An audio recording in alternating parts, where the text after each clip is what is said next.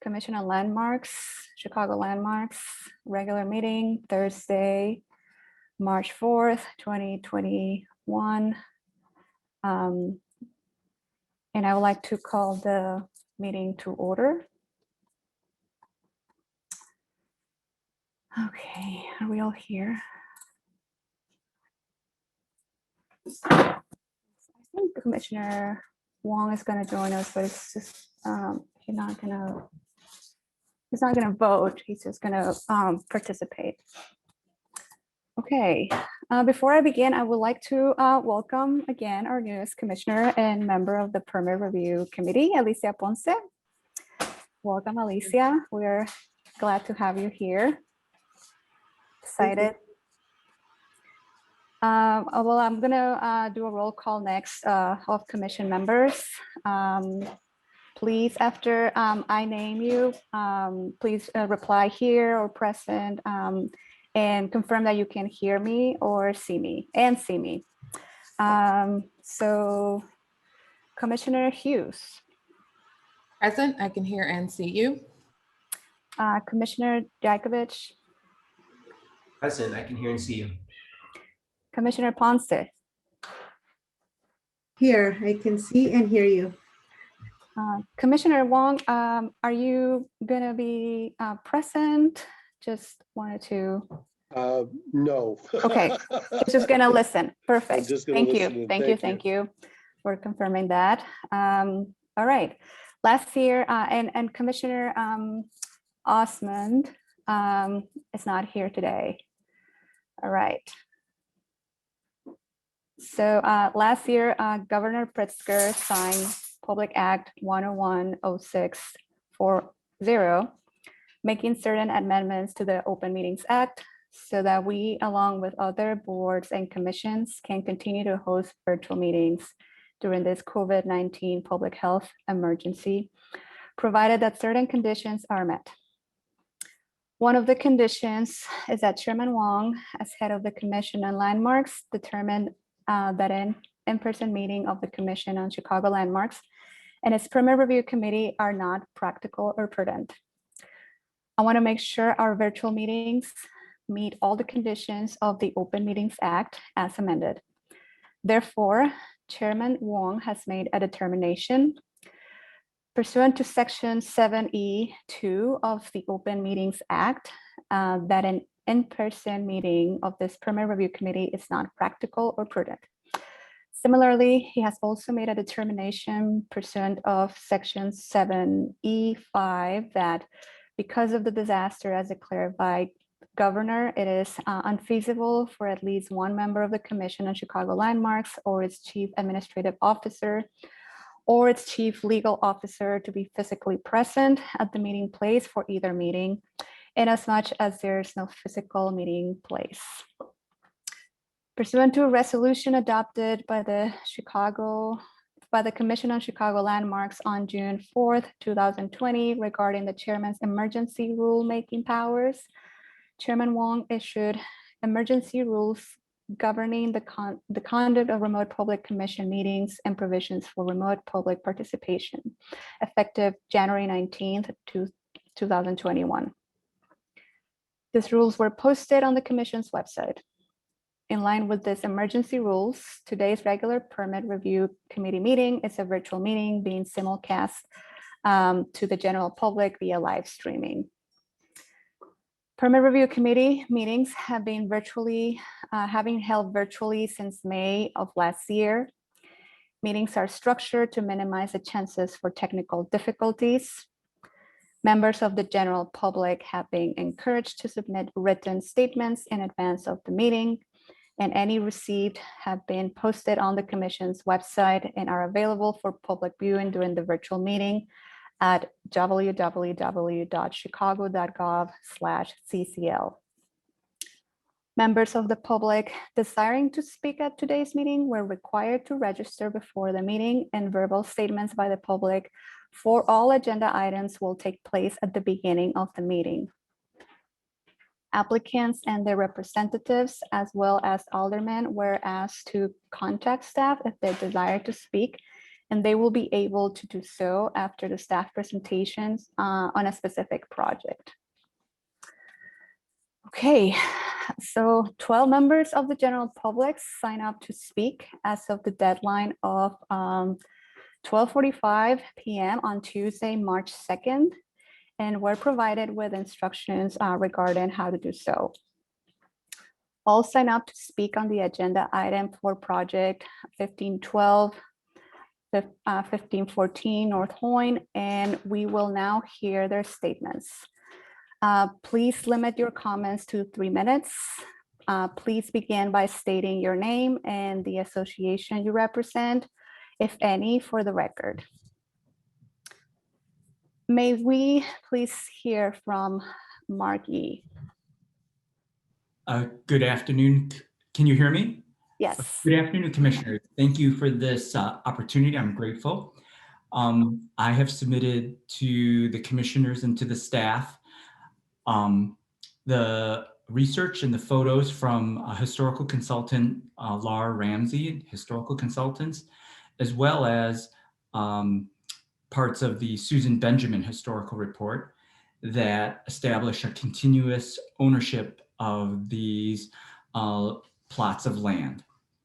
I also have submitted to the Commissioners and to the staff an analysis I did that I compared the maps from the 1989 historic designation for the Wicker Park and compared it to the Google Maps from today.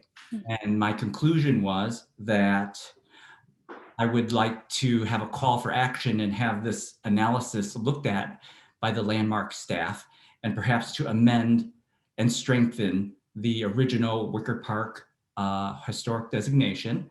And some of that work has already been done in the nomination form, where these properties were actually mentioned by address in the nomination report as contributing properties.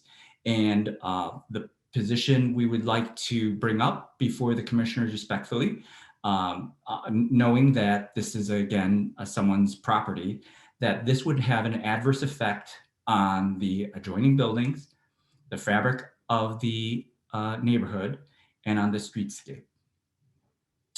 And we'd also like to bring to attention to the Commissioners one last thing, in addition to the landmarks, the Secretary of Interior standards, but also this newer from 1992, the historic properties and guidelines for the treatment of cultural landscapes. And I think this will help frame the public comments from the other community members. And I live on Hoyne, 1 block away. The standards for the Secretary of Interiors were revised so that they could be applied to all historic resource types, including landscapes. And of the 4, preservation standards require retention of the greatest amount of historic fabric. And assessing a landscape is critical in assessing the historic value, and also understanding that there might be a potential loss of landscape is important in this piece of this ordinance. And that the cultural landscapes you'll hear derive their character from human response to the plant and animal habitats. Thank you very much for your time, and I appreciate it. Thank you, Mr. Yee. May we now hear from Granlund Duchess? I hope I'm not pronouncing that incorrectly. Close enough. Can you hear me? Yes. Okay, great. Thank you for letting us speak. You know, for 71 years until 1998, the same family owned the 3 lots in this stretch, 1512, 1514, and 1520, which is just to the north of these 2 properties. The only reason that the 1514 side yard got separated from 1520 was because that the owners were allowed to sell it with 1512. Any construction at the front of the lot of 1514 North Hoyne will obscure the views of the south face of 1520, which was exactly the type of features that would be expected to look out over a grand side yard and protected under the Wicker Park Ordinance, his landmarks ordinance. this proposed development not only attempts to obscure the view of 1520 by building it in front of the 1514 lot, but to get a further exemption to go all the way to the edge of the lot line and do away with most of the side yard setback requirements. The proposed construction clearly fails to protect the streetscapes and landscapes within the Wicker Park historic boundaries. This commission really has a unique charge under the Wicker Park District Ordinance. The City Council specifically provided that all exterior faces of the structures and all the streetscapes and landscapes within the boundaries defined below were, quote, critical features that make an essential contribution to the qualities and characteristics, end quote, of the district. That's section 1 of the ordinance. And the proposed construction here would clearly violate that ordinance's protection of streetscapes and landscapes within the boundaries.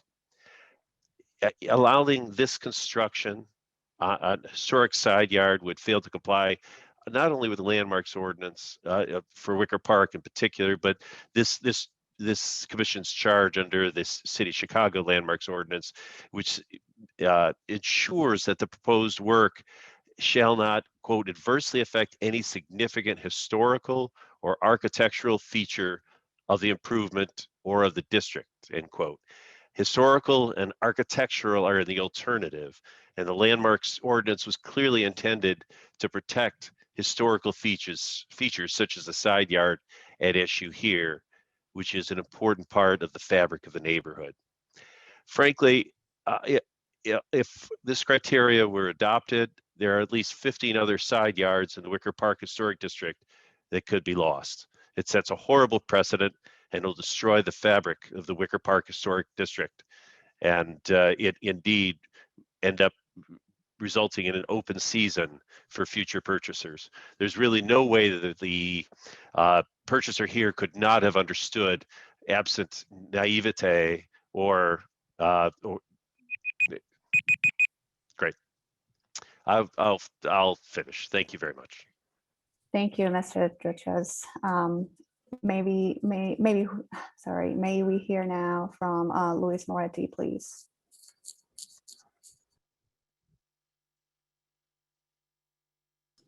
Thank you. Actually, I wasn't sure that I was on the agenda for speaking today. Can you hear me? Hello? Yes, we can. Yes. Oh, we can. okay. So this is going to be very extemporaneous.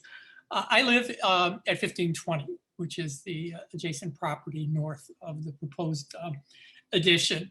And I moved into this neighborhood in 1985, and I've owned my home for the past 35 years. When I moved into this neighborhood, I moved in simply because I was overwhelmed by the beauty of the architecture and the landscape of the neighborhood. And 35 years down the line, I have never stopped living here. There isn't a place in the city I would prefer to live. Had a great relationship with the previous owners of the property at 1512. And it was very interesting. On 2 days after the closing for the current owner, I was awakened at 9 o'clock in the morning on a Sunday by 3 gentlemen with chainsaws who came in and tore out everything that was in the landscape in the adjacent property. Never bothered, a person that owns the property never bothered introducing himself, discussing any of his plans or any of this stuff. Apparently, my understanding is that the addition is supposed to be for his children because they need extra room. I'm not going to be recounting any historical features of the property. This is just a visceral reaction to someone coming in with, no courtesy whatsoever, and just, using clout to tear down and build something that clearly is meant to be sold. It's a property that has 3 glass corridors connecting it to the main building, which is ridiculous and certainly is not appropriate for a building of that vintage. And I'm sure that when all is said and done, there'll probably be a for sale sign put on both buildings. And I realize that has, no legal a connection at all. But to me, for somebody that's loved living in this neighborhood for as long as I have, it's just another example of what goes on in society these days, where people who have wealth and privilege, feel like they're unable to come in and destroy a part of our history. Thank you. Thank you, Mr. Moretti. May we hear now, please, from Joe Stanfield? I'm here. Can you hear me? Yes, we can. Great.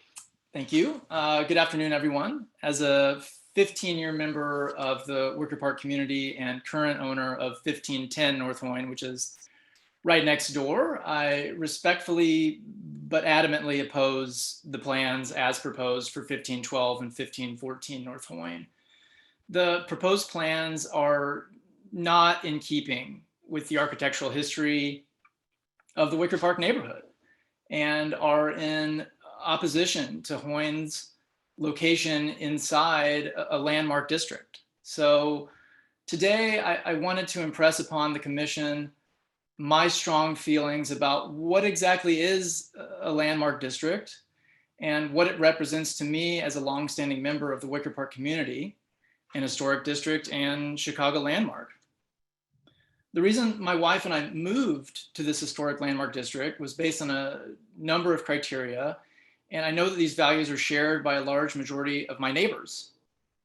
Neighborhoods like Wicker Park are designated as landmarks to protect the historic fabric of the neighborhood and to prevent overdevelopment. There is literally a Wicker Park historic district sign right outside of my house.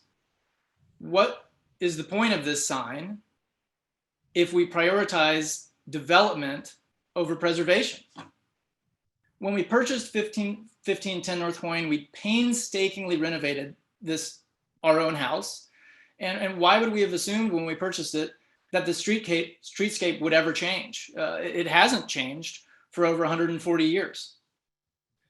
Living in an historic district is an amazing experience. And one of the most important reasons is that our district has a shared view on being good stewards of what makes it historic. The history, the preservation, it's our civic duty living in an old neighborhood to try to help keep Chicago old. If you don't want to live in an historic area filled with old historic buildings, I think you should purchase property outside of a landmark district. There are 10 million people in the Chicago metro area with countless houses available and ample side yards to build on. I, for one, vow to help protect and preserve what was started in this neighborhood, my neighborhood, 140 years ago. And I implore the commission to help me and my fellow neighbors who are widely opposed to this project by protecting and preserving Hoyne Avenue. This street is one of the crown jewels inside a Chicago landmark district. Thank you so much for your time. Thank you, Mr. Stanfield. May we now hear from Bonnie Stanfield, please? Hi, yes, can you hear me? Yes, we can. Okay, great, thank you. Chairwoman Aguirre and esteemed PRC members, my name is Bonnie Stanfield and I'm a 15-year resident of the Wicker Park Landmark District. I appeal to you today to deny the request for the building proposed on the side yard of 1512 North Hoyne Avenue. My rationale is multifaceted, but first starts with the matter of code as it relates to the Landmark District Ordinance. Allowing the project to proceed as proposed would be contrary to the Wicker Park Landmark District Ordinance protection of streetscapes and therefore deleterious to our beautiful district. This development would have an adverse effect on the fabric of the neighborhood, destroying historic green spaces visible from the streets. This development would have an adverse effect on the adjacent buildings within this landmark district by destroying sight lines to historically and architecturally significant features of those buildings. And development on this yard is contrary to the Secretary of Interior standards and will set a dangerous precedent, allowing for more harm to the district to occur in the future. I want to share why my husband, who you just heard from, and I chose to live in a landmark district in the first place. We had the option of choosing historic homes in Lakeview or Bucktown, but unlike those neighborhoods, which have seen their fair share of architectural destruction at the hands of insensitive developers out to turn a quick profit, the Wicker Park Landmark District, particularly the area around the intersection of Pierce and Hoyne Avenues, is preserved. These homes and green spaces have been protected, allowing for the growth of the many architectural and garden walking tours that take place here in the summer months. Tours are provided by esteemed local institutions, such as the Chicago Architecture Center. People from near and far are attracted to the preservation that has taken place here. To quote the Chicago Landmarks webpage, the large residences that line Wicker Park and nearby streets reflect the wide variety of styles and materials characteristic of Chicago between the fire of 1871 and early 20th century. Pierce and Hoyne streets feature some of the city's largest and best examples of Victorian era architecture, end quote. But the biggest problem with what is being presented before you today is that the developers who are drawn to this neighborhood are the same people who seek to destroy the very character that makes it so incredibly beautiful and unique, effectively harming those of us who continue to abide by the standards set forth by the commission. As my husband mentioned, we restored a 150-year-old home at 1510 North Hoyne, and we abided by these rules. Our front windows, iron fence, and gate are all subject to CCL standards. Yet a brand new building that includes a contemporary triple-story glass atrium, clearly visible from the street, and which would create a house that is completely out of scale, proportion, and out of touch with the historic architectural character of the period of 1871 to the early 20th century, is seriously. Thank you. Thank you,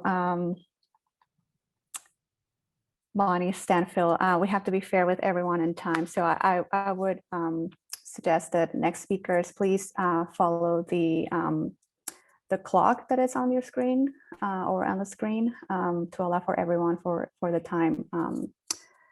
Can we hear now, please, from Nicholas Summers? Madam Chair, I don't see Nicholas Summers. Okay. We are going to move to the next person who signed up. Is Edward Taminga here? Yes, I'm here. Can you hear me? Yes, go ahead. Thank you, Chairwoman, and good afternoon to the committee. I am Ed Taminga and am chair of the Preservation and Development Committee of Wicker Park. You've heard and will hear other impassioned testimonies supporting the protected status of the lot at 1514 North Hoyne. I will let those statements stand and will rather relate the official opinions of the P&D Committee and of the Wicker Park Committee membership. The consideration of the proposed expansion on 1514 lot has been an ongoing discussion since last August. The P&D Committee has been consistent in its contention that the lot is a protected feature under provisions of the Wicker Park Landmark Ordinance. The owner's architect conducted a title search and prepared documents attempting to establish that 1514 is a buildable lot. Those documents were distributed on January 6th of this year. And following that, at its monthly meeting on January 19, the P&D Committee reinforced its position by unanimously passing a motion that read, quote, "The committee considers the lot at 1514 to be protected, but even if not protected, rejects the proposed expansion as being harmful to the architectural character of the streetscape," unquote. The controversy came to a head when the project was put on the March PRC agenda with a recommendation that the lot was buildable. Alderman Hopkins then called a meeting that included the owner, the architect, landmark staff, law department, along with neighbors and P&D members. Unfortunately, it resolved nothing. In a show of widespread opposition to the project, the Wicker Park Committee membership last night voted on the following motion, quote, "Membership rejects proposal as presented as having adverse impact on a protected streetscape." It passed with 18 members supporting, 5 opposed, and 1 abstained. And finally, 2 other gestures that help support the condition of a protected property.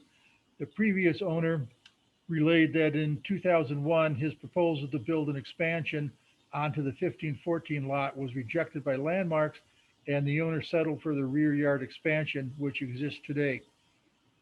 And also it is worth noting that Preservation Chicago supports the protected status of 1514, and they have submitted a letter to that effect.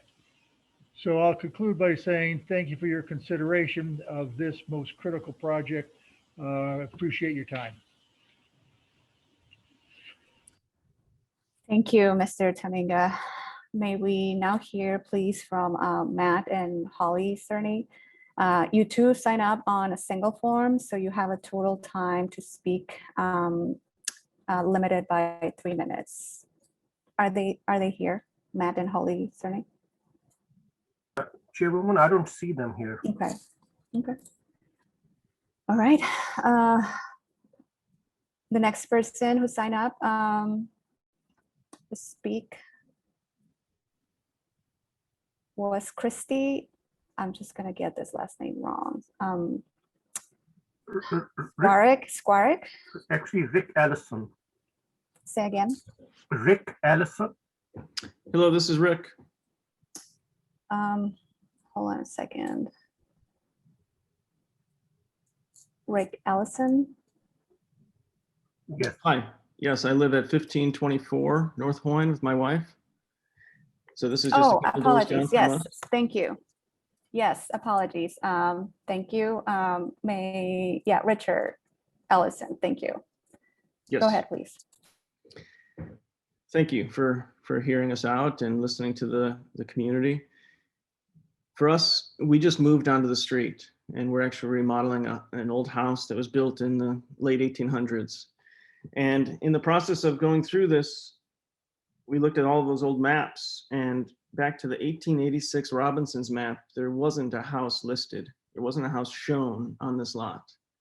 So I think that just shows how long that this lot has been a landscape. It's been a protected streetscape, and nobody's tried to build on it. And perhaps, like Ed had mentioned, it was prohibited by other landmarks and preservation groups from building there. So now the fact that after this many years, someone's trying to build there, I think says something. And most importantly, for somebody like us who are new to the neighborhood, one of the reasons why we paid more and bought on Hoyne was because it is such a beautiful street. There are beautiful homes, and we love the old character, and we want to preserve it. We want to bring back our building to its former glory. And the plans to build 2 doors down really diminish and make it less beautiful and make other people not want to move in and not want to pay up and do all the work to try to preserve the history when somebody can come in and just build a brand new building that doesn't really fit there. And like Bonnie had mentioned, having a glass at 3 levels connecting the 2 is very modern, and it doesn't speak to the history of the neighborhood and especially the buildings. So I would hope that this is the whole reason why Landmarks exists, and the preservation groups and the Wicker Park Committee, they all exist to prevent these types of homes from being built. And I think, as others have mentioned previously, this home is being built to look like a separate home completely. And once it's built, there's a very good possibility it could be separated and it could be sold as a separate 24-foot lot with its own building on it, which again is something that should be considered right now, and that's why it should be prohibited and prevented from happening. So thank you again for your time. Thank you, Mr. Ellison. Now the next person who signed up to speak is Christy Squarick. Is Christy here? No, Madam Chair. Oh. Hi, this is Elaine Corin speaking in first lot. Oh, apologies. I'm going to introduce you as the next person. I just want to make sure Christy is not here. Is that correct? Correct. Christy's not here. Okay, great. Are you, Mrs. Elaine Corrins, please go ahead. Thank you, Madam Chairman. I'm a 45-year property owner and resident on Pierce with a side lot. in Wicker Park, and part of the successful creation of the Wicker Park Chicago Landmark District in 1991.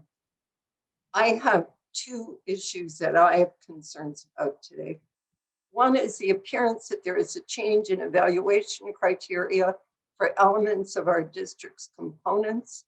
And the second is development decisions concerning 1514 North Hoyne being done to keep the intended fulfillment of protecting streetscapes in one of Chicago's premier neighborhoods.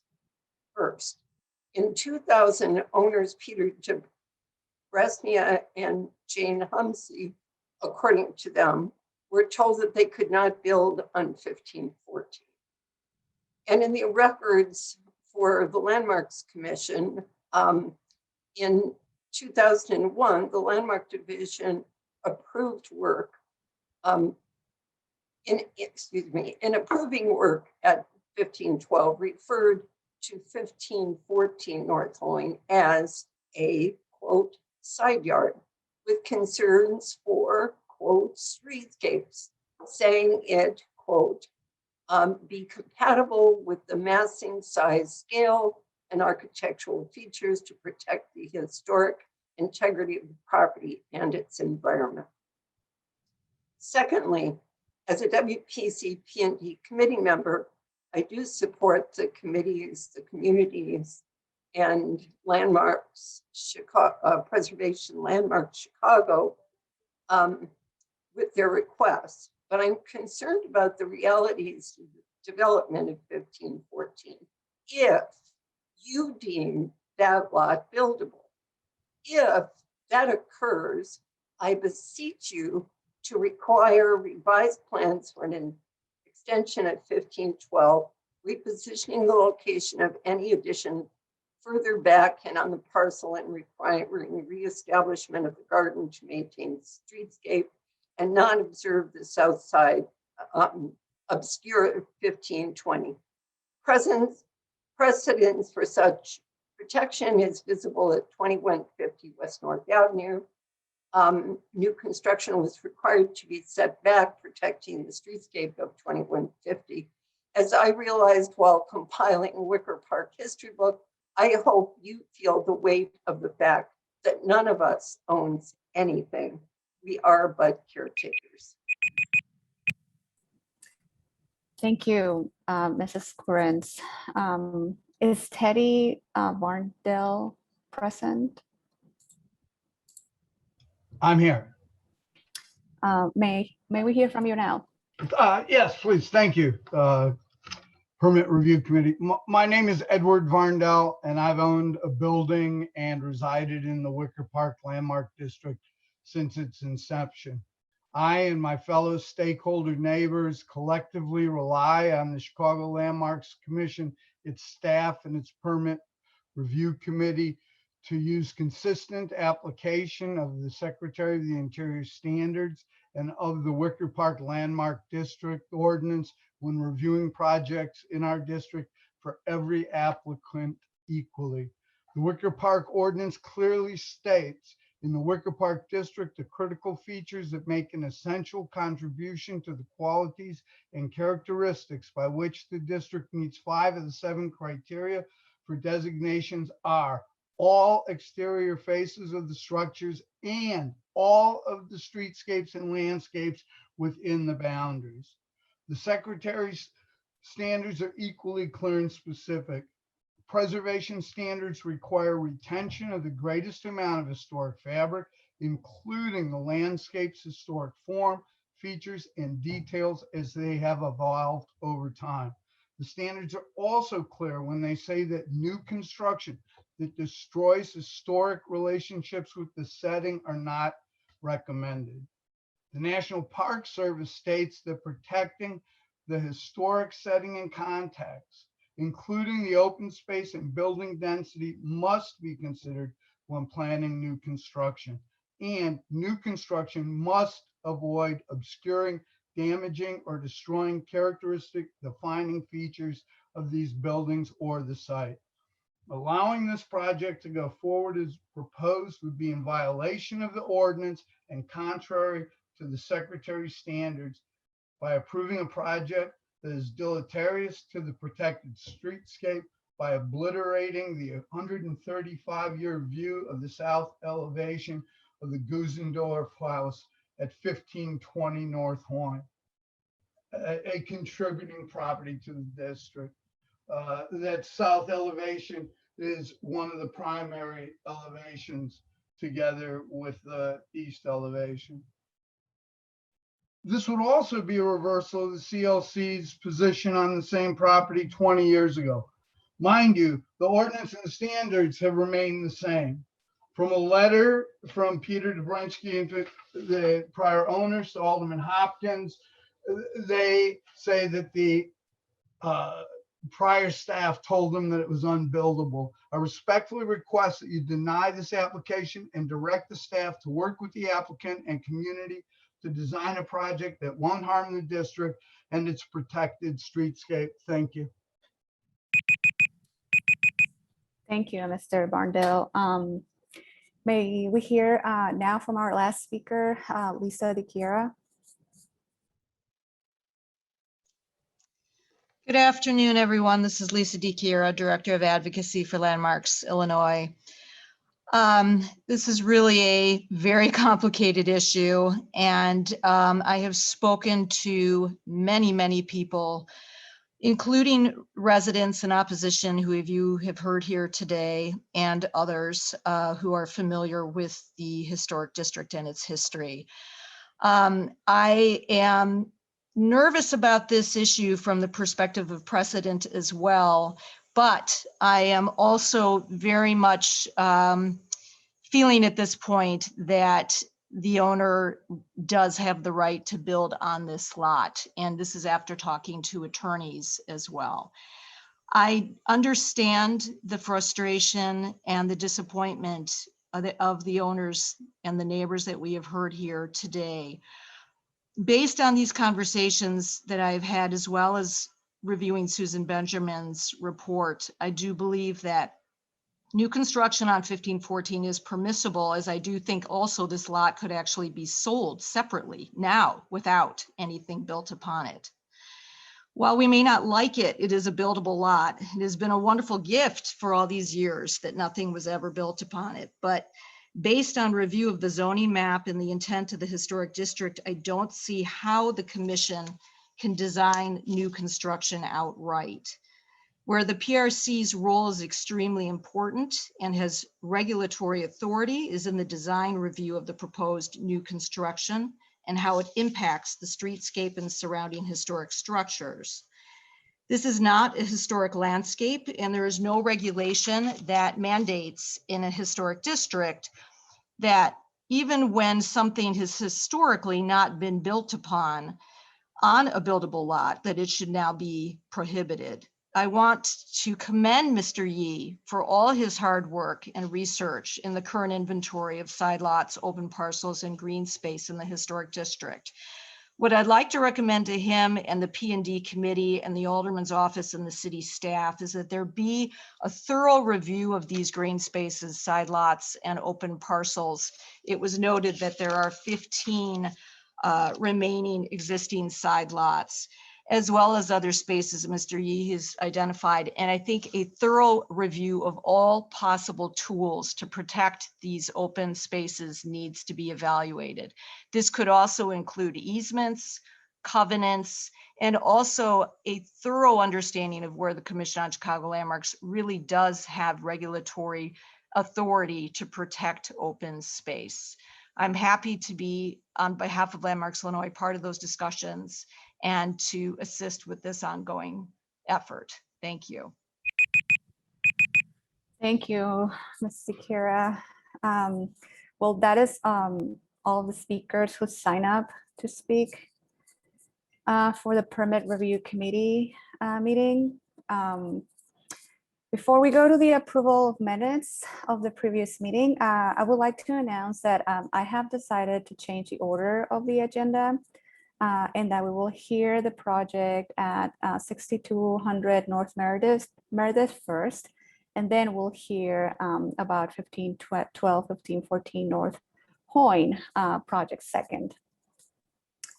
All right, so we're gonna go to the approval of the minutes of the previous meeting.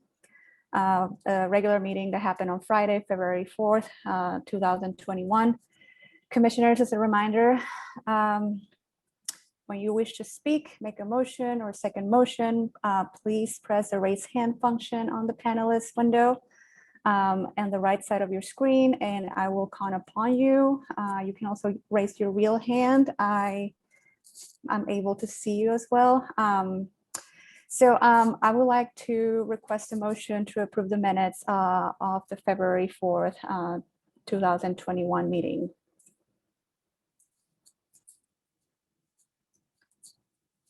Motion.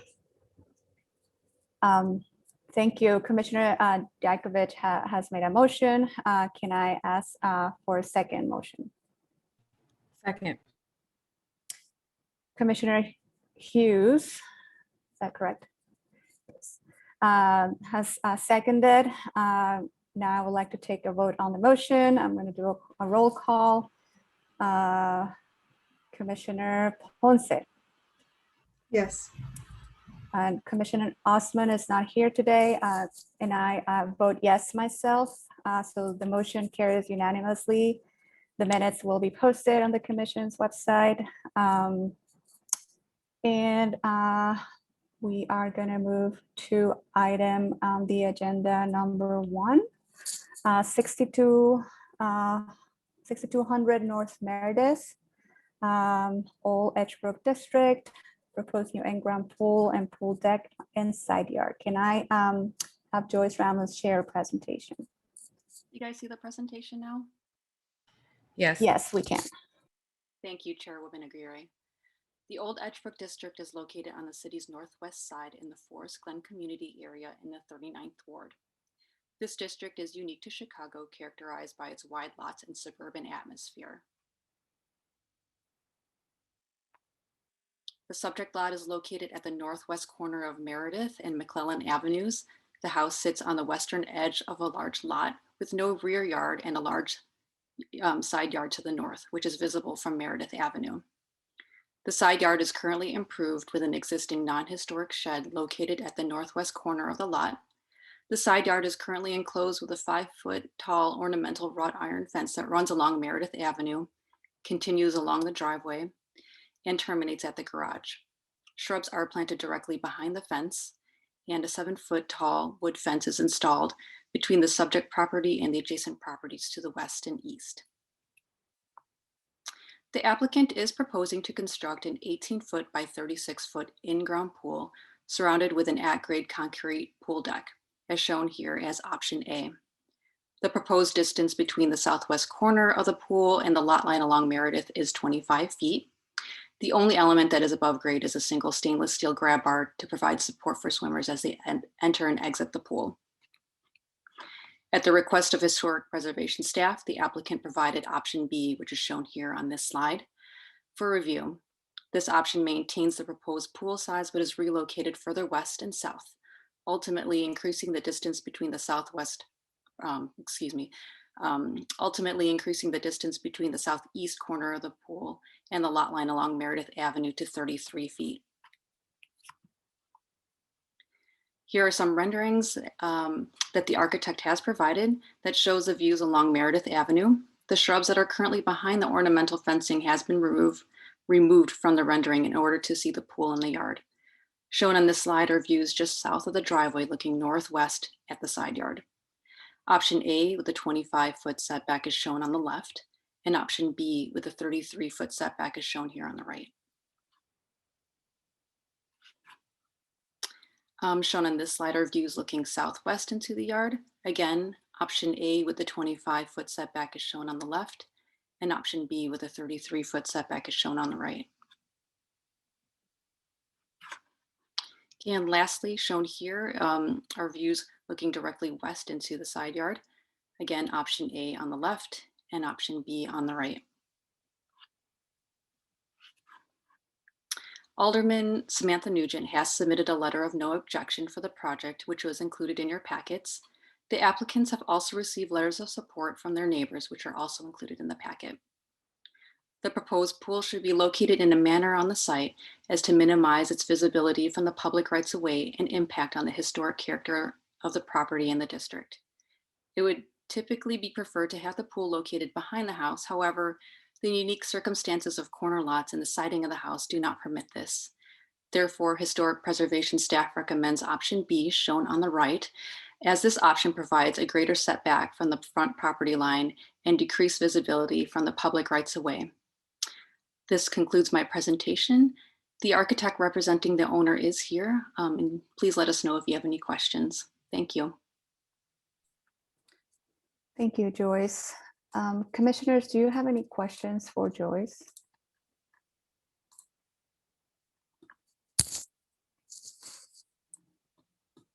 I did have a question. I Oh, saw go ahead. that option B is the preferred route by the commission, and rightfully so, with the setback being further away from the street for visibility purposes. Was this the preference of the owner as well, because it's option B instead of option A? I do have the architect that is representing the owner here, and he could speak to that. Thank you. Mike Fitzgerald, are you here on the meeting? Hi, Ms. Ramos. Yes, thank you. Can you hear me? Yeah, I can hear Yes, we can hear you. Great. Thank you, and thank you, Chairwoman Aguirre and members of the commission. My name is Mike Fitzgerald. I'm a principal with OKW Architects. And on behalf of Kate and John Batten, thank you for your time and consideration in this pool project. Yes, we did look at a couple options. The first consideration was a 25-foot setback, and how that was determined was striking a line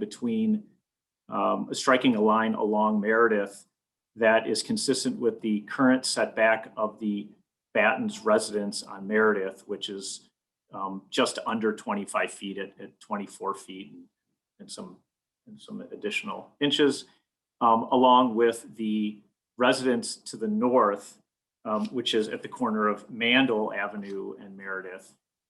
The northeast corner of that single family residence is about also 25 feet from the Meredith Avenue property line. And so option A shows a setback that is consistent with what we see along Meredith. That also sets the pool in between an existing shed structure that's in the northwest corner of the Batten's property and the Meredith Avenue property line in the fence. And felt that was a reasonable or a rational setback given the existing context along Meredith, as well as the Old Edgebrook neighborhood in general, but more specifically this street. In option B, Ms. Ramos, if you could move to that, please.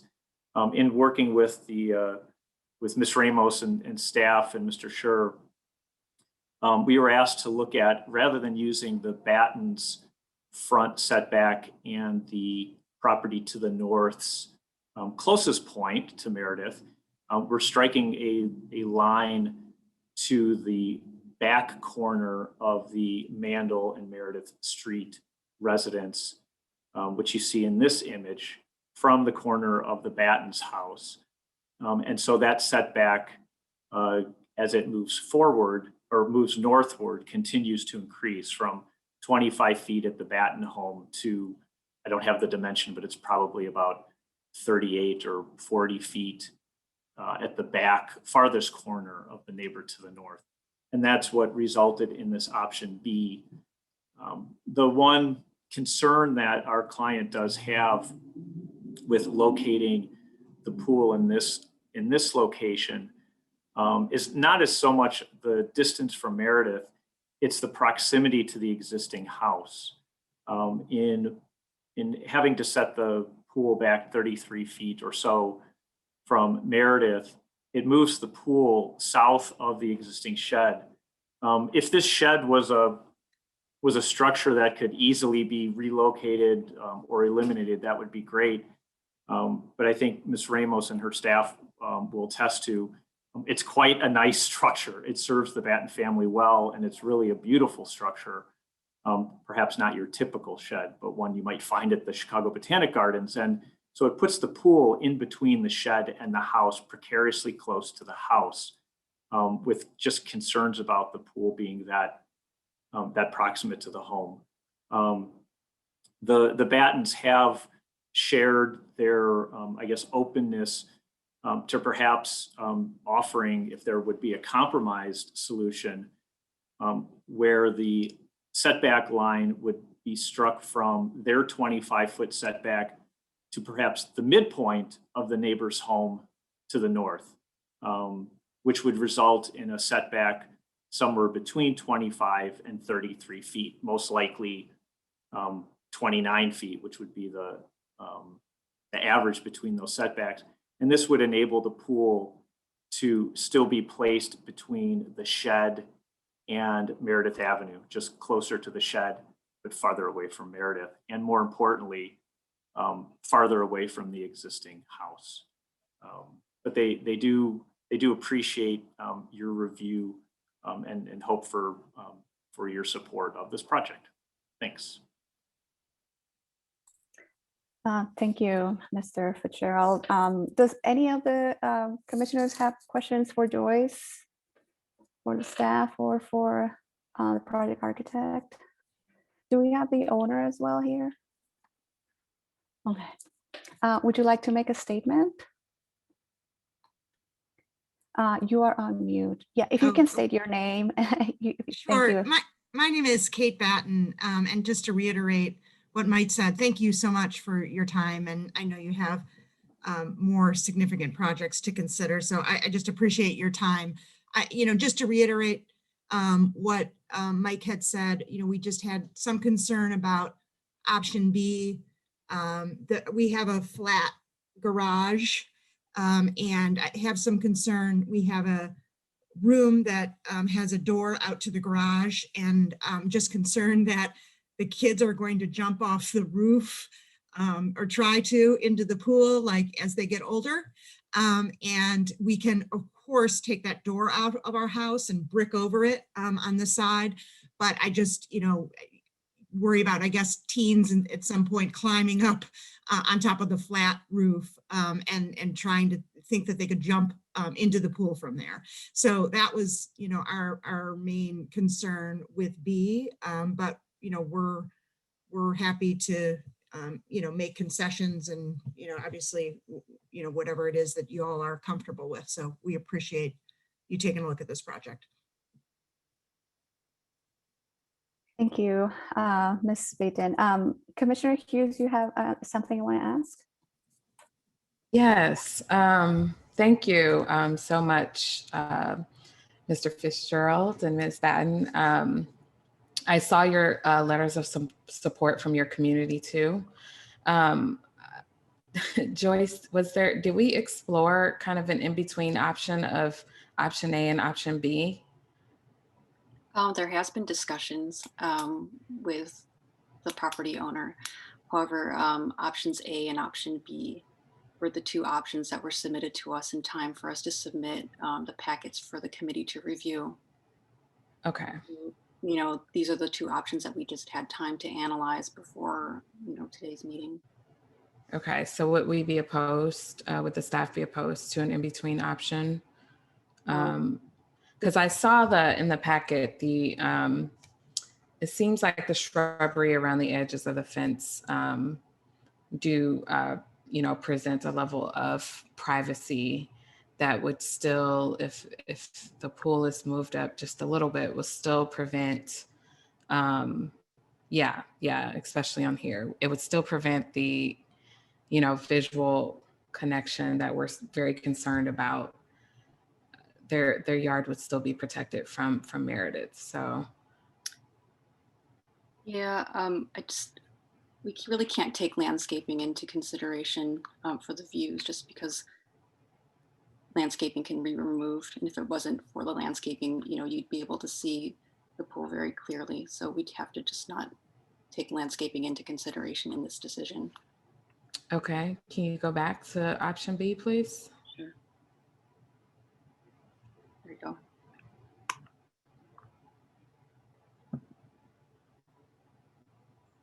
Yeah, I don't know if there's no landscape here. I feel like I would still be able to see the pool if I'm walking by with the type of fence that they have. Like these views, that Yeah. I'll just go through the slides to see the different views.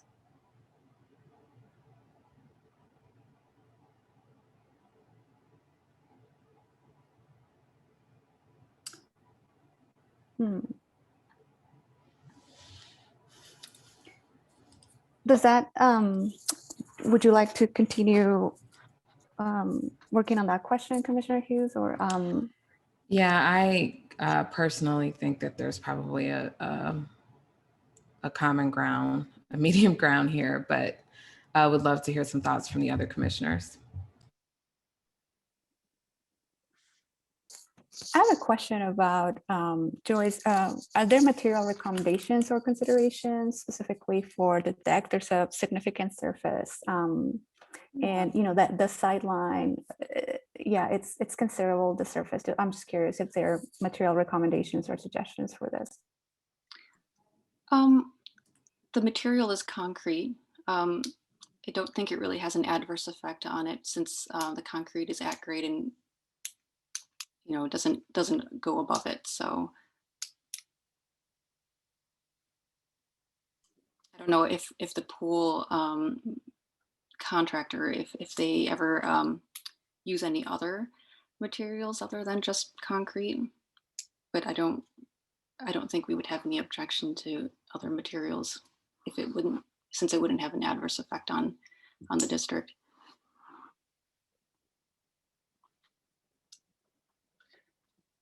I guess go ahead. Is that Commissioner Jakovich? I didn't want to interrupt your line of thinking though.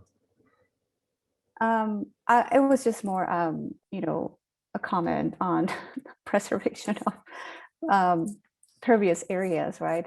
There's a significant amount of land is going to become impermeable. Not that this commission is dedicated to rule those things, but I was just thinking the concrete material around it and the deck could probably could have a consideration around that. But that was my reflection on this. That's all. Chairwoman Aguirre, if I might make a statement. Please, Deanna. And I just wanted to touch and respond to Commissioner Hughes. She mentioned, she questions the compromise solution that was mentioned. And one suggestion could be that the drawings be submitted of that compromise solution, and we can look at whether it is really substantially different from what you were seeing in option B. And if it's acceptable that way, and we can run that by Commissioner Hughes, we can go ahead and approve it based on your decision today, if you are approving option B today, so that it does not have any further delays and it doesn't require coming back to the committee.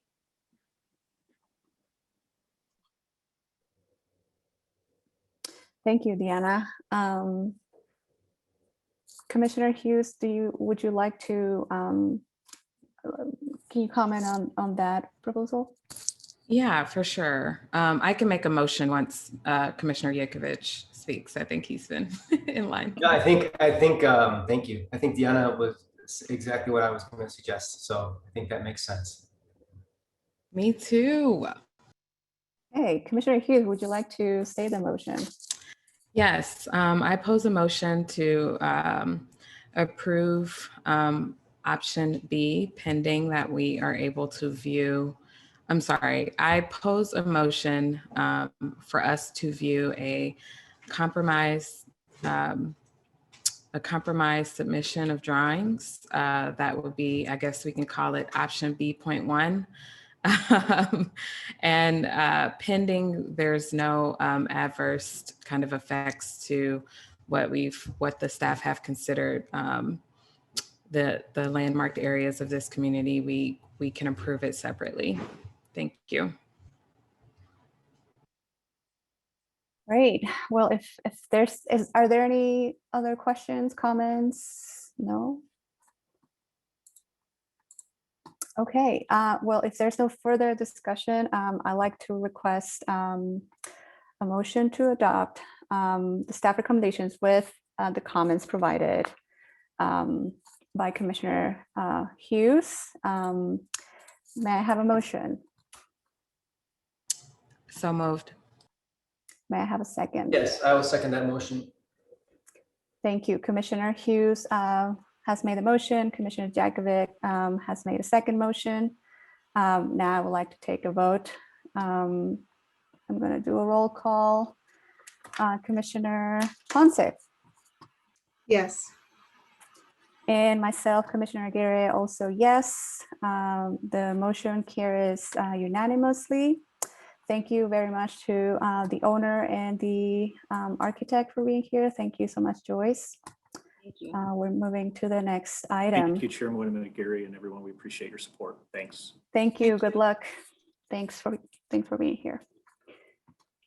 Okay, so second and last item on the agenda, 1512, 1514 North Hoyne. This is the second ward, Wicker Park District. May I have Larry share a presentation with us? Thank you, Chairman Aguirre. The Wicker Park District was designated in 1991 and includes excellent examples of residential architecture constructed in popular styles between 1870 and 1900. The subject property consists of two parcels, each 24 feet by 150 feet, with separate parcel identification numbers. The south parcel contains a raised two-story detached Italianate-style residential building constructed in 1884. The north parcel is vacant and was used as a garden and yard by previous owners. Both Alderman Hopkins and the Wicker Park Committee have reviewed the proposal, and a letter of opposition from the Wicker Park Committee is included in your packet. Also within your packet were a number of letters and reports received from community members and interested individuals. Additional letters received after the packet mailing have been posted to the Commission's website. The applicant is seeking to construct a three-story masonry structure on the north vacant portion of the property that will be connected to the existing home and serve as an addition in plan. To make this addition compatible with the streetscape, the applicant has designed it to appear as an independent infill structure from the exterior, observing the established setbacks, heights, materials, and facade characteristics found within the district. The old and new structures are proposed to be attached with an inset connection, which is set back 22 feet from the front facades. The Wicker Park District Designation Ordinance identifies the critical features that make an essential contribution to the qualities and characteristics which meet 5 of the 7 criteria for designation. The designated features include all exterior faces of the structures and all streetscapes and landscapes within the boundaries of the district. The ordinance, however, only specifically mentions the small triangular Wicker Park donated to the city by Charles Wicker in 1870 and does not give further direction regarding landscapes. There are no other mentions of landscapes in the designation report. Staff notes that identical language referencing landscapes is found in designation ordinances recorded between 1988 and 1994. These include Old Edgebrook, Jackson Park Highlands, North Kenwood, Oakland, Printing House Row, Washington Park Court, Arlington Roslyn, and 5 houses on Avers. None of these district designations had specific landscapes or criteria language other than a mention of Drexel Boulevard in North Kenwood and Oakland district designation ordinances. The designation ordinance and the designation report for Wicker Park District both identify that early structures in the district were characterized by cottages and small apartment buildings, while larger single-family homes were later built on larger lots laid out on Hoyne Avenue and later on Pierce, Caton, and Concord. The report states that the architecture of Wicker Park was similar to many urban neighborhoods developed in the late 19th century, consisting predominantly of brick single-family homes and 2- and 3-story townhouses and flats. Most of the blocks are densely packed with structures on 20 to 25-foot lots. What distinguishes the area is the concentration of vintage housing and the degree to which the houses and their detailing have been preserved. The most compelling aspect of the district architecture per the designation report is the effusive decoration employed on homes of varying costs. In their submittal, the applicant's historical consultant included a copy of a report to the Commission on Chicago Landmarks as issued by David Messina, Commissioner of the Department of Planning. This 1989 letter recognizes the district's open spaces with 110 vacant lots, including 46 which have been merged into well-landscaped side yards. The letter notes that 64 vacant lots will be subject to the Commission's guidance for new construction. Since the designation of the Wicker Park District, the Permit Review Committee has approved 47 new construction projects, including single-family, multifamily, and mixed-use commercial and residential buildings. Most recently, a 3-unit building at 2140 West Evergreen was approved at the PRC's January 2021 meeting. According to the National Park Service, a historic design landscape is a landscape that was consciously designed or laid out according to design principles. For example, the City of Chicago has designated the Alfred Caldwell Lily Pool and the Clarence Buckingham Memorial Fountain and Gardens as landmarks. Just like buildings, historic landmarks must meet 2 criteria to qualify for landmark designation. There are also historic vernacular landscapes, which reflect the physical and cultural character of the everyday lives of the residents. This may include patterns of rural development, as well as typical setbacks found within more urbanized areas. Staff interprets the protected landscapes in Wicker Park to include landscape features with historic significance to the district, such as the original Wicker Park, which is specifically referenced in the designation ordinance. Staff also considers the historic pattern of development to be significant to the character of the district, including front and side yard setbacks, as well as historic ornamental landscape features, such as cast iron fences or stone curbs.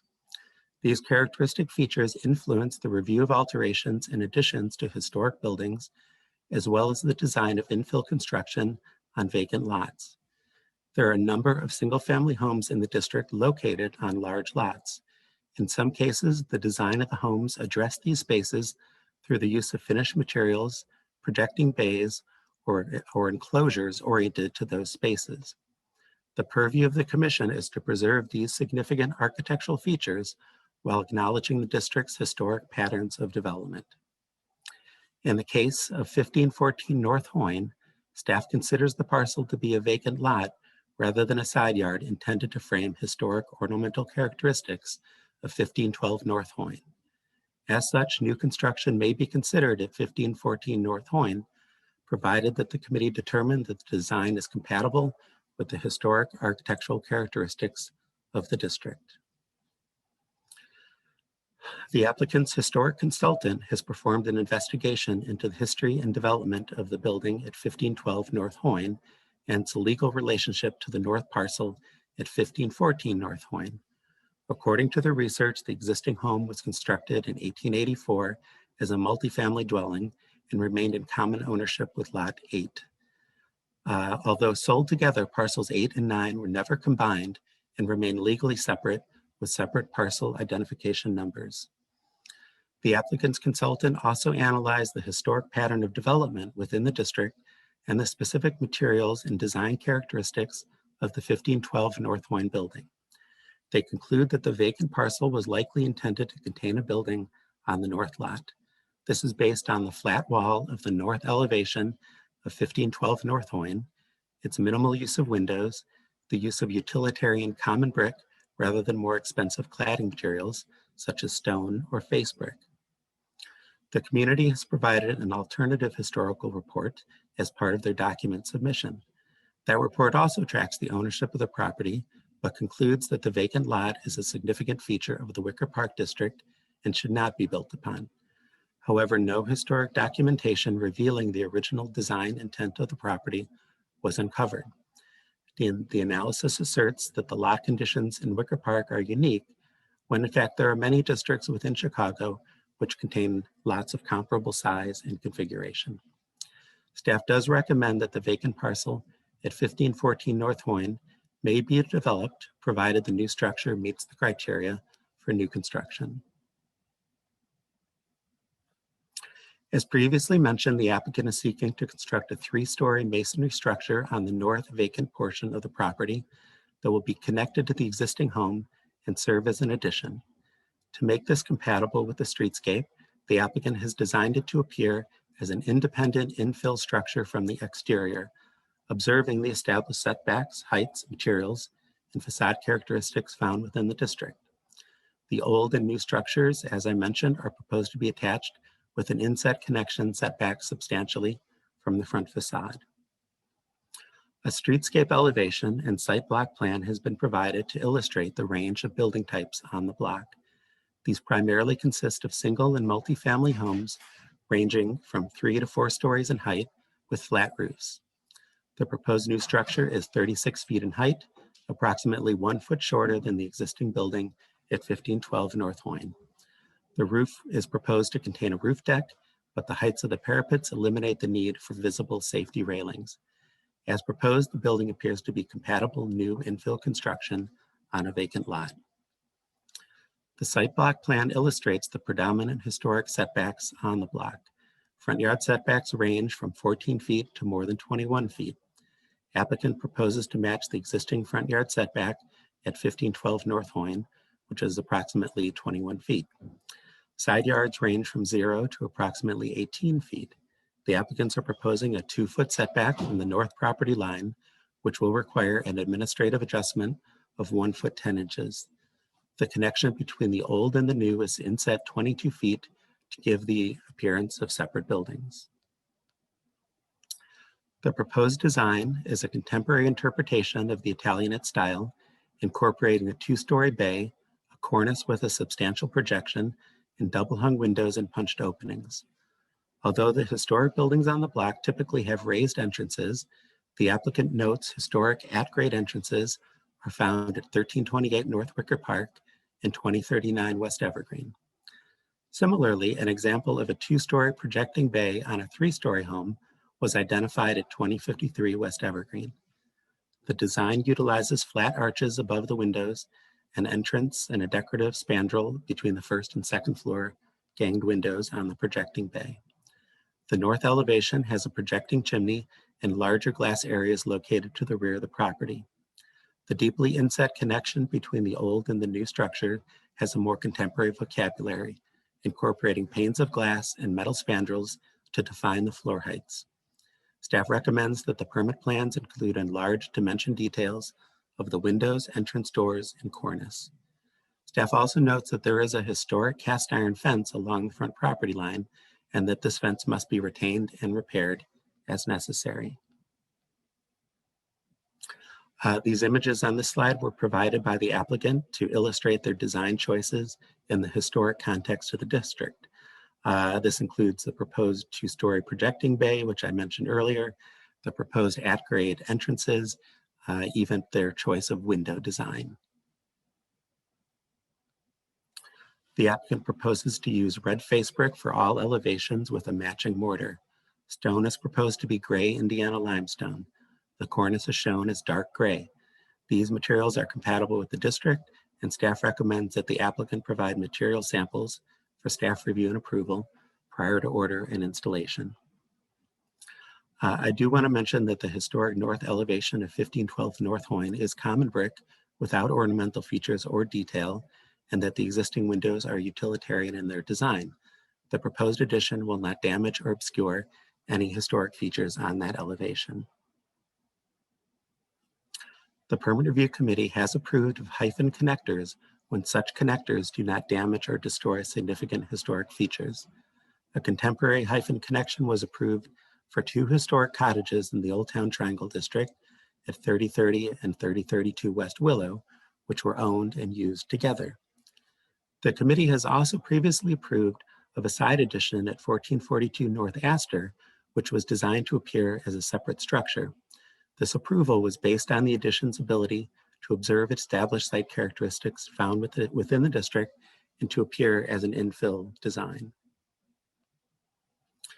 The applicant has provided some additional photos to show the context of the property, as well as an additional rendering on the lower right to show the proposed structure and its setback from the home to the north. Let's go to the next one.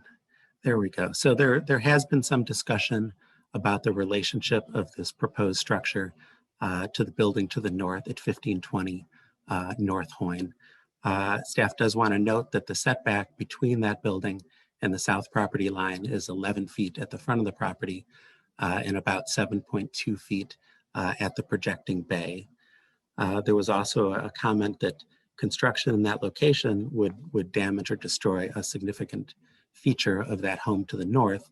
I did want to just show some photos of properties in the district on the next slide that show similar features and how those relate to adjacent properties. And these are all buildings of varying size and vintage and style with comparable projecting bays. And as you can see, many of them are adjacent to neighboring properties. Last slide is just our recommendations, and basically I touched on most of these during my presentation. We're recommending that the design be approved as proposed, that the cast iron fence be retained and repaired, that the door and window details be submitted, and that material samples be provided prior to order and installation. I do want to mention that the applicant is also on the call, and they have their own presentation, which they may choose to show you as well. And I believe the alderman is also participating in the meeting. That kind of concludes my presentation. If you have questions for me, otherwise I can refer you to the design team. Thank you, Larry. Thank you very much. Commissioners, do you have questions for Larry or the staff?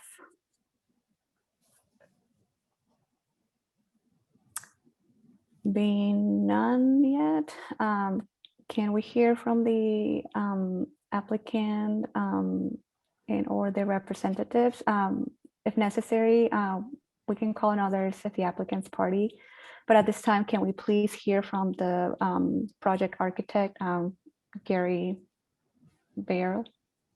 Hi, this is Gary Barrow from BBA Architects, and thank you for the opportunity to present some more information about our project. Larry's talked extensively, but because there's been a lot of contention about the project, I would like to touch on some of the features that we talked about or that we prepared in our presentation. I'll try not to belabor these, but hopefully I can be succinct, but make some very important points that were not raised by Larry. First of all, I'd like to stipulate that we went to extensive effort researching this project and hired Susan Benjamin, a noted historical consultant, to assist in the preparation of both our design and our presentation to Landmark staff and in turn to the PRC. We had a series of submissions, including establishing individual parcels with PIN numbers, with surveys, as well as title. And Susan Benjamin further supported the sense about the site, that it was really much more of an infill site than a side yard. And as I go further into the presentation, I'd like to show some specific examples that support that suggestion. I don't know who's moving the slides, but can we go to the 10th slide, please?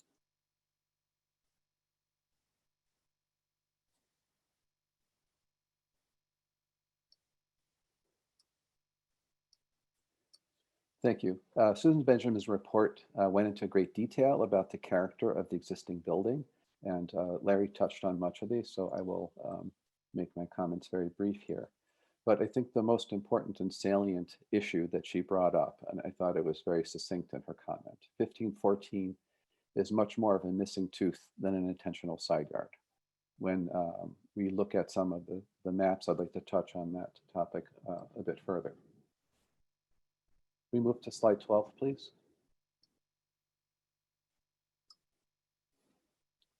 This photo shows you the front face of 1512 Hoyne.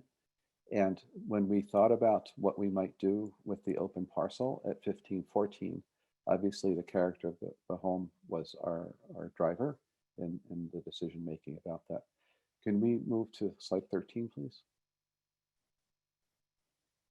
Larry had mentioned that the side of the home is quite unadorned. The detail and character of the front of the building is not carried onto the side in any way. But I'd like to point out also the plan very clearly did not intend that 1514 would be a side yard. The interior staircase ascends on the north face, the one you see in this image. And the floor plan's predominant rooms all face either the front of the building, the back of the building, or south. None, without exception, face to the north. We move on to slide 15, please. Larry had, go back one, please. Larry had mentioned 1442 North Astor. This was a very helpful guide thinking about what character we might ascribe to our building at 1514. And also, we're quite familiar with the house to the left is 2125 North Cleveland. This was a recent project, last 3-4 years, approved by the Landmark Commission. We're currently working on 2136 North Cleveland, and we'll be presenting that in the near future. So we see this often. And what really struck me about this, and I think is apropos to our project, the massing of this building is very much like its northerly adjacent neighbor. It's a modern interpretation of a traditional building. And when you drive down the street, it's part of the street wall. And when we thought about how we would approach the project, this was very much on our mind. Can we move ahead to slide 19, please? One of the things that we looked at very closely when we even thought about this project, and this was on our client's mind at purchase. I know him well, and one of his goals, he had left 2132 North Hudson, which is also a landmark home, and we had discussions and gained approval for our project and landmarked that home. So he's very familiar with the character of a neighborhood such as Mid-North as well as Wicker Park, and he bought this with the assertion that we could build on this site. So any suggestion that he was ignorant of that is unfounded. What is really important, and we looked at this before he went through with his proposal, was the historic maps are very clear. Sites like 1417 and 1407 North Hoyne are clearly aggregated parcels. And when I get to some of my further submissions, you'll see how the 80-acre map and the 1886 Robinson map, the 1892 insurance map, and various Sanborn maps show you aggregations in their later maps, but the early maps, the 80-acre map and the 1886 map, actually show you the individual parcels. And so if you were to look at 1417 or 1407, you can clearly see that they were once 3 and 4 parcels respectively. We move on to slide 20, please. So this map at the left of the 3 here is really very important. This is the 1886 Robinson map, and it mirrors the 80-acre map. Our 1500 block of North Hoyne is shown in the left parcel. It shows you lots 1 through 14. And if you look at the map immediately to its right, the 1892 map, as well as the 1914 Sanborn map, shows you aggregations. Lots 3, 4, and 5 were combined into 2 parcels. So roughly, they're approximately 1.5 lots. And those are 1524 and 1526 North Hoyne. And then southwardly adjacent, lots 6 and 7 represents the home of 1520 North Hoyne. Potentially, the 1886 map shows a different building than the one that's constructed on the property and shown in the 1892 map. It may or may not be the case, but regardless, they took 2 parcels, clearly aggregated them into one, and chose to make their side yard the 11.7 feet that Larry Shore had referenced. If they had intended to include lot 8, surely they would have purchased it and aggregated it and made it protected. But it stood alone in 1886. It stands alone in the David Messina 1989 map as an open single parcel. And I think this is the critical thing for the commission to consider is beautiful sites with side yards were aggregated into larger parcels. Single standalone sites were identified. And as we go further, I'll show you in the Messina map how this is very clear and obvious. We move ahead to slide 21, please. So back one, please. Yes. So this map, we took the David Messina 1989 map in his report, and we identified the 64 sites that were deemed buildable. And our assertion was they were open in 1989. Many of them were open through history, but not all. Some represented sites that were buildings torn down, like the corner of Pierce and Hoyne. But all of them were intended to be buildable. And this is the important distinction. He identified open and important sites that were intended potentially to be protected, but clearly 64 sites were intended to be built. We believe we identified all of them. Larry mentioned that 47 have previously been built upon, and one was just recently approved in January. We believe that our site is substantially similar to the infill sites. And so on the next slide, we took the Messina footprint and superimposed it on the zoning map. And I think there's a couple of important key criteria to think about in this map. You can see all of the orange rated buildings in our particular block. All of the buildings are orange rated, and many of the sites are adjacent to orange rated buildings. And I think the important issue here is we understand this is an important district, and a lot of thought was put into this analysis when it was done, identifying important buildings. And we recognize that building here is a big deal. But we did identify 8 specific sites. They're lettered on the map. And the next slide will show you them in their current state. So all of these were single lots, roughly 25-foot, 24-foot lot, new construction within the district. This is not atypical of this district and many others where homes have been allowed to be built. Some of these might arguably be of higher caliber than others.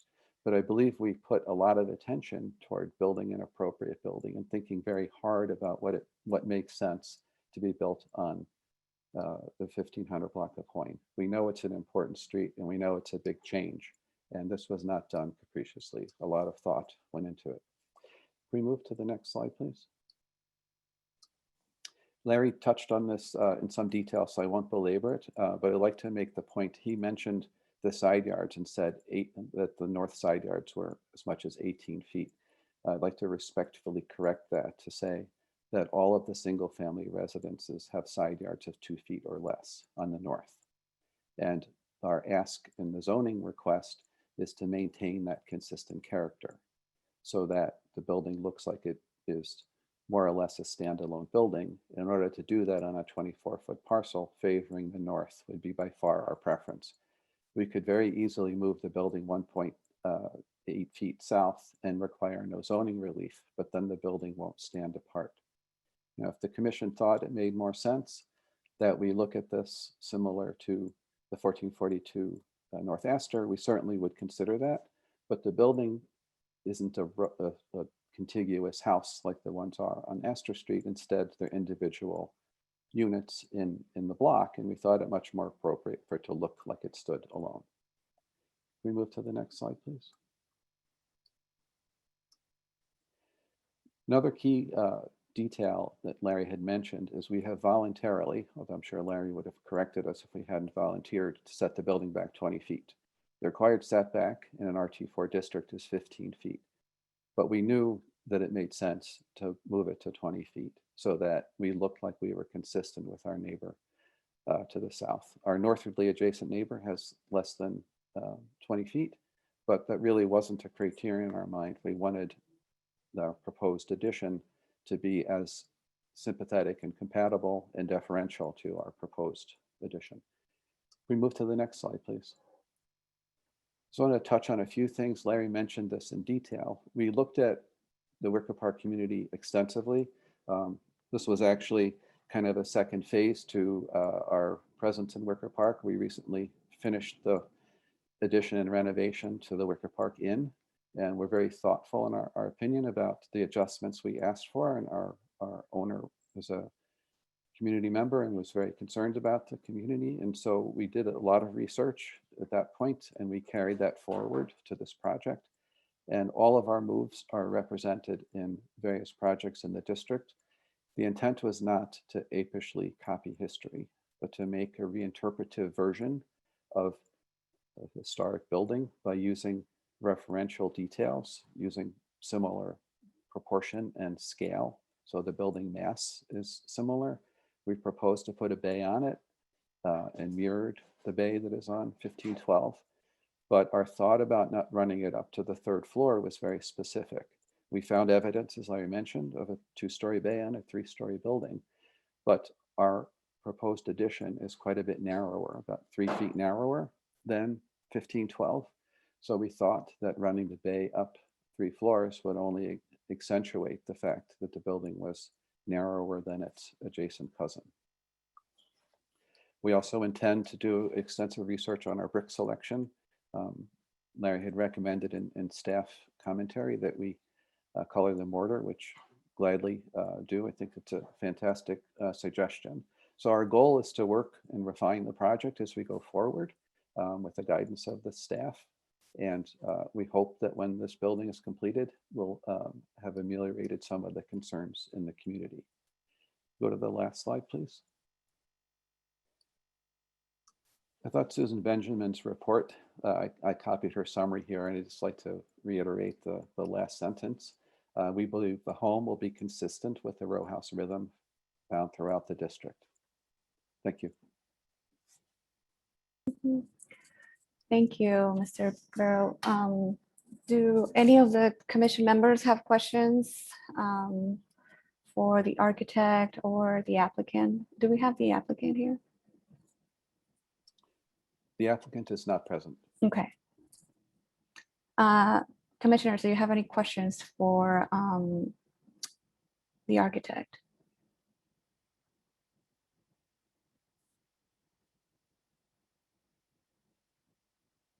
Okay.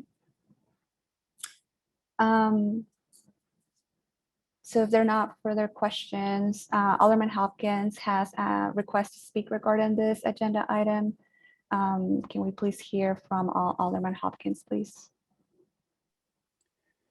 Yeah, thank you, Chairwoman Aguirre. Appreciate the opportunity to comment. Let me begin, preface my remarks by acknowledging the applicant, even though he was not here, really went over and above his effort to engage the community in an extended dialogue.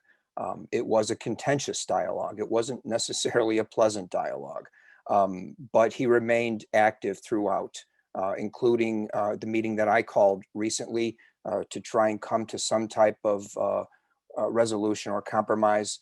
We were unsuccessful in doing that. But throughout, the applicant did exercise good faith in engaging the community. And as I said, what was often a relatively contentious dialogue.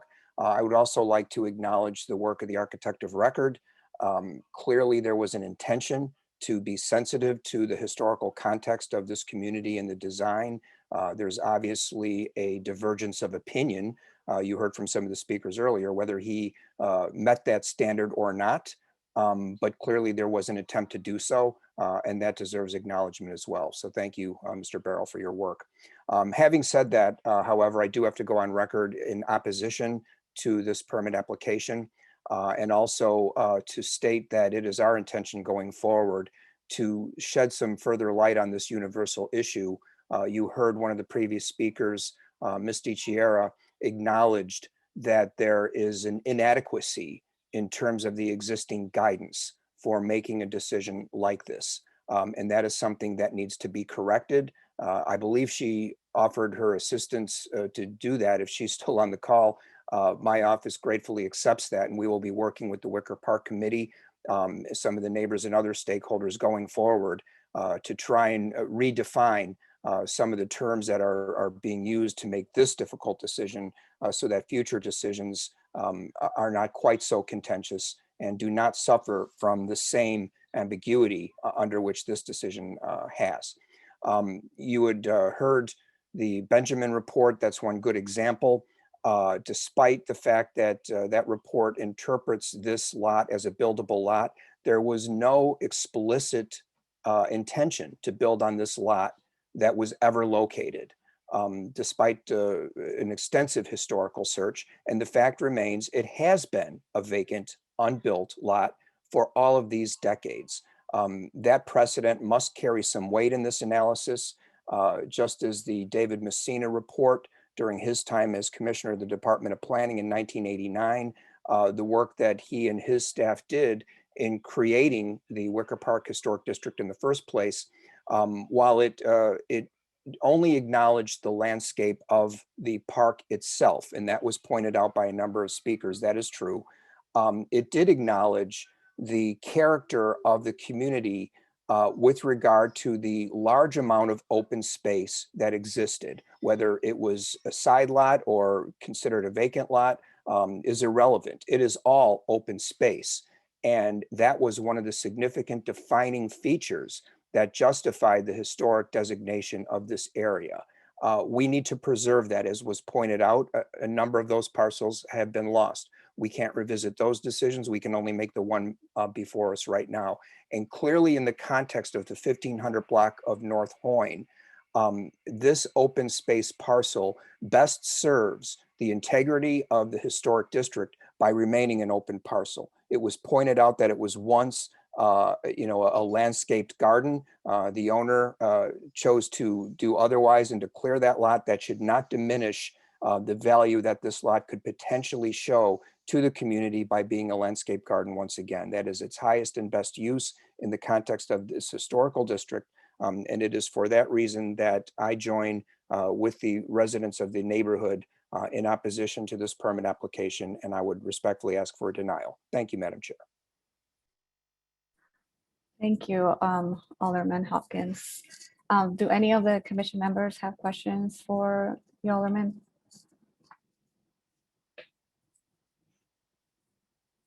I don't see any hands, neither virtual or real ones. Okay, if there are no, I do have a question. Thank you, Alderman Hopkins, for joining us today and sharing that statement. If there are no, I have a question for the staff. Larry, I know you presented some of the differences or the outlines for the streetscape definitions, but if you won't mind, is there reference in the current ordinance about private versus public in reference to open spaces? There's really not any direct reference to public versus private, although obviously the Wicker Park, the triangular park is a public park. And obviously the landscapes that the city has chosen to designate are generally public spaces. Thank you. I do have a question for the architect, maybe in absence of the owner. Is this property being used for any community use currently? Like the neighbors have access to it? There was some mentions in some of the letters that were submitted around, the benefit of the neighbors, but I want to understand accessibility. Is it just visual accessibility that the neighbors are concerned, because there's no physical accessibility to it, correct? Right, I don't have the history, so perhaps someone in the community wants to comment, but there's a fence at the street, and I believe it was a garden, and I've only been familiar with the parcel in detail for the past year. Prior to that, I couldn't say. Oh, thank you. Commissioners, I would invite you here for discussion. Are there any statements, remarks, reflections, insights you would like to make regarding this?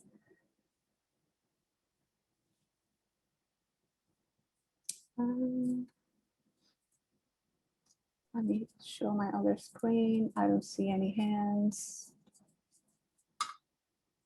Okay. Well, I guess I will thank Mr. Barrel and Alderman Hopkins for being here with us. If there's no further discussion, I would like to request a motion to adopt the staff recommendations for the project.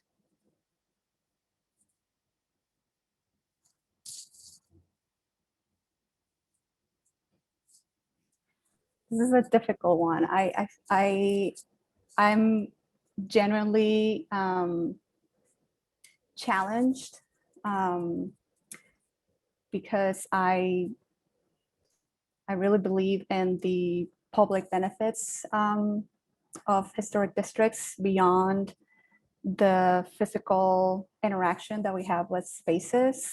I also, and we have had discussions in the commission. Oh, Gabriel, did you have your hand up? After you. Okay, Chair. sorry. It's too many things to manage at once and then trying to think at the same time. No, a reflection about, you know, the value that spaces bring to neighborhoods and neighbors, but also we've had very difficult cases as well, recognizing that our ordinance has limitations. And that ordinance is an instrument that we have to abide to, and what the capabilities that gives this commission are clearly stated there. Just wanted to reflect on that. Commissioner Jakovic. Yeah, thank you, Chairman. I would definitely agree that this is a very challenging, you know, case, and you know we do have limitations in there. I appreciate you know, the community you know, vocalizing all the concerns for the street, the alderman coming to speak, and I really appreciate the detailed analysis by the staff, and also the architect's presentation. It's really comprehensive presentation, and you know, reviewing the materials provided in detail. The two reports from two different historic consultants. I have to say I don't see a gesture to a side yard in the architecture of the building 1514. So I think I concur with probably with the staff and with the Susan Benjamin report that the lot is it's private and it is a buildable lot. And while it's a very challenging decision, that's where I am with it. Thank you. I'm not a landscape architect, but I'm an urban designer. So I also want to put that forward to provide additional background to my statement and reflections. Commissioner Ponce. Yes, I'd also like to echo your statement along with Commissioner Jakovic, as well as Ms. DeChiara with Landmark, Illinois.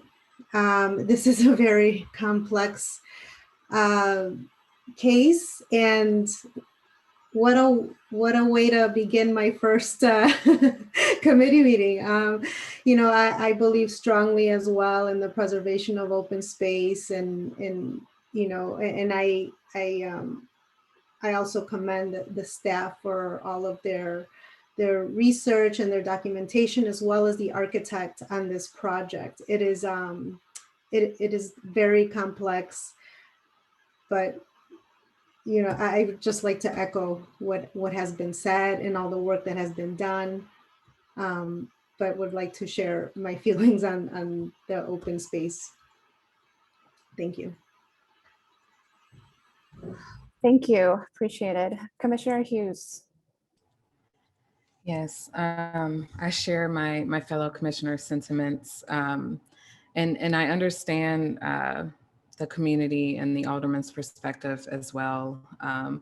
Thank you guys for coming. I want to echo that we're not almighty and powerful and can overrule, you know, the laws that are at play. So it is indeed a separate lot. It is not a side yard. A side yard is open space that is within a property line, and this has its own property lines. So it's essentially a vacant lot that the owner was gracious enough to upkeep and beautify over the years for the community. And so with that, and with understanding those kind of technical details, I am also, you know, in vote with my fellow commissioners to support the staff's recommendations. Thank you. Thank you. I would just also like to also acknowledge and add all the work that went behind this, both from the applicant and from the community. I think that both parties are invested. That's obvious here. I think it would be very productive to find, you know, I feel oftentimes preservation is reactive. We're reacting to things. What Mrs. DeKira provided as an insight is like, can we anticipate and technically enable the studies and mechanisms and instruments that allows us to protect these spaces in the way that we believe they should be protected. So I'm just not seeing any more hands from the commissioners at this point. So I would like to request a motion to adopt the staff recommendations. May I have a motion, please? I will make that motion. Commissioner Jakovic made a motion. Can I have a second? A second. Commissioner Hughes, thank you. Commissioner Hughes seconded the motion to adopt staff recommendations. I'm going to do roll call now. Commissioner Ponce. Yes. And myself, Commissioner Aguirre, also yes. Please let the record show that this is adopted unanimously. And I think this is the last item that we have in the agenda for today. Thank you so much, Alderman Hopkins. We really appreciate the space that you gave the community, the organizing behind the facilitation of these meetings. We really appreciate that. We highly encourage you to work with Mrs. DeKira and her team at Landmarks. They are incredibly supportive of other neighborhoods and other neighborhood groups. They are really fantastic technical assistants, I think, taking their word and their support, and looking forward how in the future how can this be addressed in a much more anticipated way with the rules and regulations. Thank you, Madam Chair. We will do that. I appreciate your thoughtful comments. Thank you. Thank you, appreciate it. Well, thank you to the architect, and yeah, thank you. Good luck. Thank you very much. Thank you for your presentation as well. Thank you, staff, for your efforts. And if that's there's no further business in the agenda today, I would like to request a motion to adjourn. So moved. Thank you, Commissioner Hughes, Commissioner Jakovic. If everyone else, meaning Commissioner Ponce, you and myself, if we agree to say aye. Thank you very much, everyone. I really appreciate your insights, the discussion, always trying to provide multiple perspectives. It's really much appreciated. Thank you, everyone. Have a good rest of your week. Thank you. You too. Thank you. Take care.